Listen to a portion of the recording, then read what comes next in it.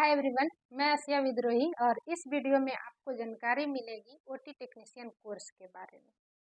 OT technician course के बारे में 10 टॉपिक पर मैं इस वीडियो में बात करूंगी और वो 10 टॉपिक हैं कि ओटी टेक्नीशियन क्या है, इसका फुल फॉर्म क्या होता है, duration, eligibility criteria, fee structure, work, job opportunity, career और सैलरी, सिलेबस और इस कोर्स को कहाँ से करें, कौन सा कॉलेज, इंस्टीट्यूट, यूनिवर्सिटी से करें। इन 10 टॉपिक पे बात करूंगी।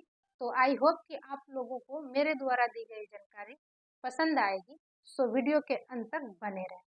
तो सबसे पहले हम लोग बात कर लेते हैं कोर्स यानी कि ओटी टेक्नीशियन कोर्स क्या है।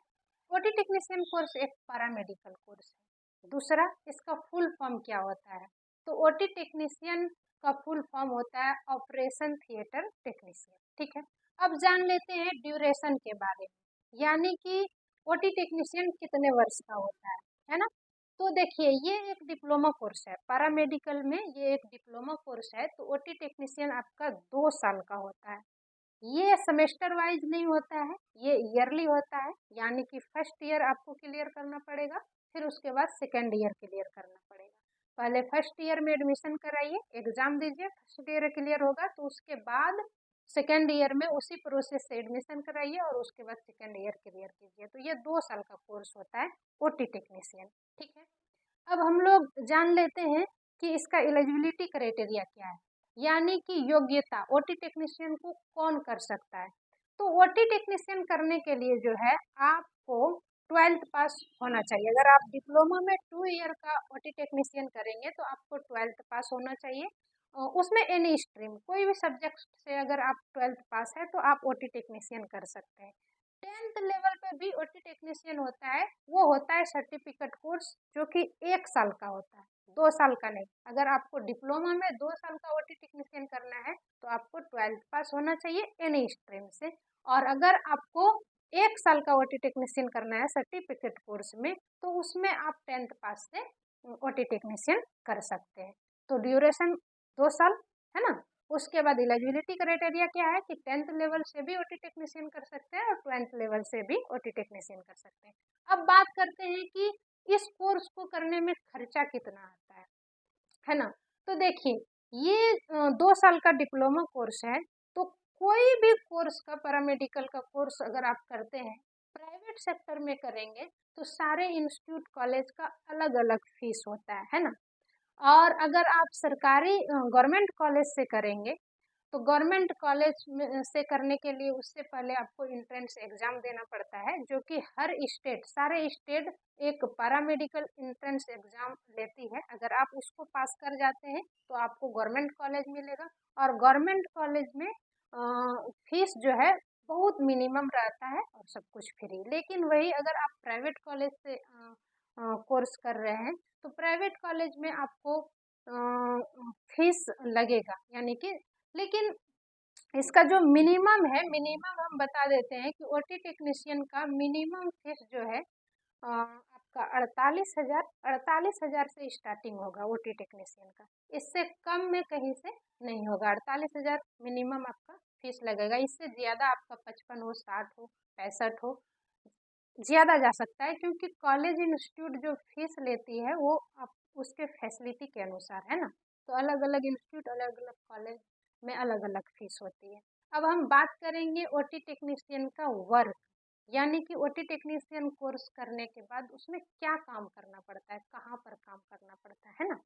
देखिए, ओटी टेक्नीशियन का वर्क जो है वो ऑपरेशन थिएटर में, यानी कि जितने भी बॉडी का ऑपरेशन होता है किसी भी चीज़ का, चाहे फिर वो हाइड्रोसोल का हो या फिर मान लीजिए कि पूरे बॉडी में किसी भी चीज़ का सर्जरी होगा, ऑपरेशन होगा, तो वो ऑपरेशन थिएटर में होता है। और वो ऑपरेशन थिएटर में सर्जन जो डॉक्टर होते हैं एमबीबीएस, वो सर्जन सर्जरी करते हैं।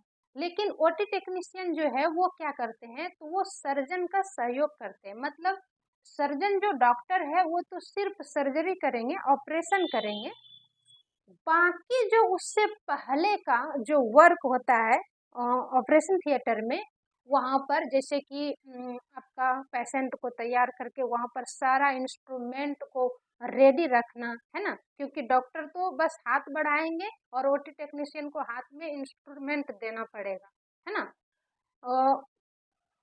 और यानी कि सारा आप पेशेंट को तैयार करना, सारे इंस्ट्रूमेंट को तैयार करना, उसके बाद पेशेंट को जैसे एनेस्थीसिया वगैरह जो देना है, तो उसके लिए यानी कि वो सब तैयार करके, जो मेडिसिन की ज़रूरत है वो सब तैयार करके, पूरे यानी कि ऑपरेशन थिएटर में सब कुछ ऑलरेडी तैयार करके रखना होता है। और उसके बाद सर्जन डॉक्टर आएंगे और उसके बाद सर्जरी स्टार्ट हो जाएगी।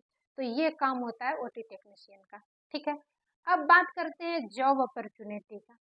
तो ओटी टेक्नीशियन कोर्स जो है, इसमें जॉब अपॉर्चुनिटी भी बहुत है। देखिए, अगर कोर्स आप किए हैं तो सरकारी में अगर आप वैकेंसी आई उसमें अगर अप्लाई किए, सरकारी हॉस्पिटल में करते हैं तो सरकारी, ठीक है।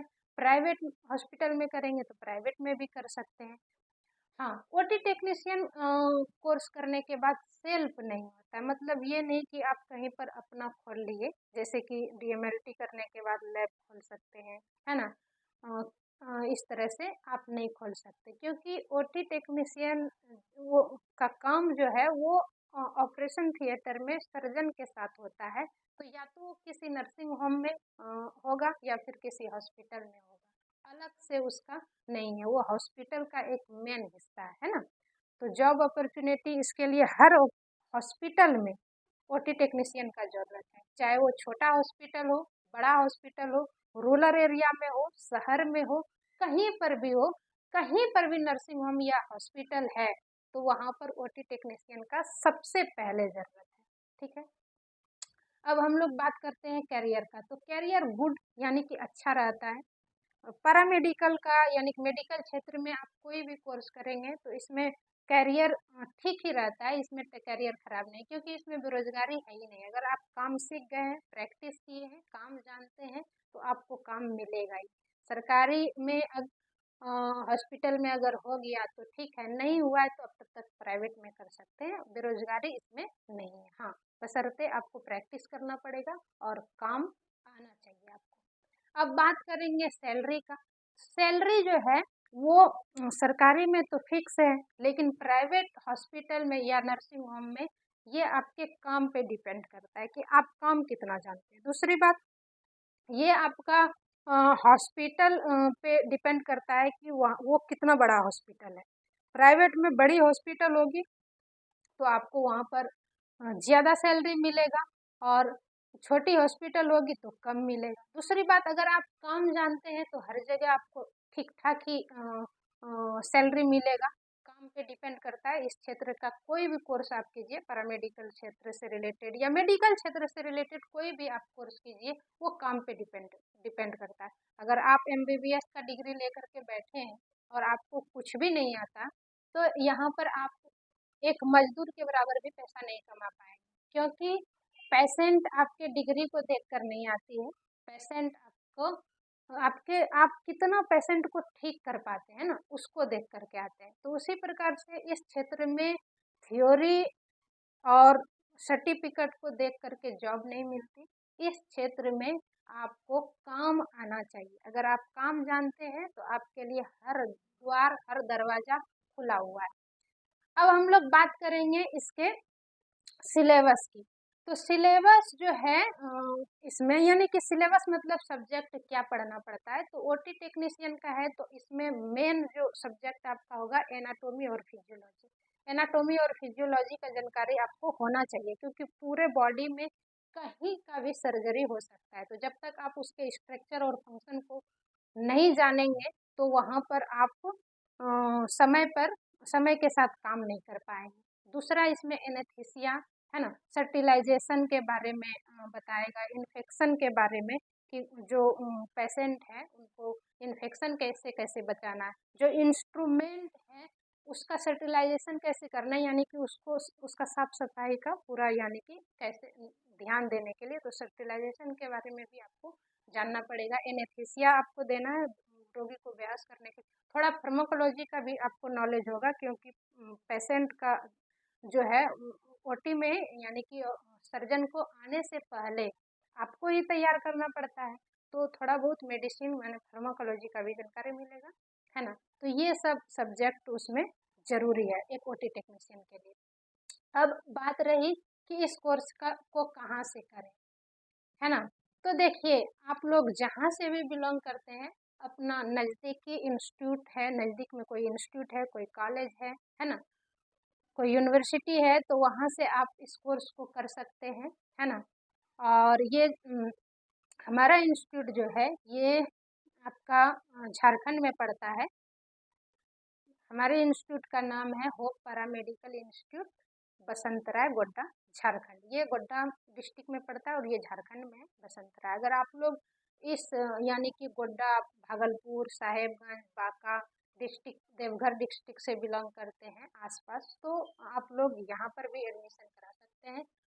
इस कोर्स के बारे में या फिर पैरामेडिकल कोर्स के बारे में, किसी भी कोर्स के बारे में और अधिक डिटेल में जानकारी चाहिए, तो आप लोग ऑफिस के नंबर पे कॉल कर सकते हैं, जो कि यहाँ पर आपका दिया हुआ है, शायद दिख रहा होगा, 99 31 17 45 83। ये ऑफिस का कॉन्टेक्ट नंबर है।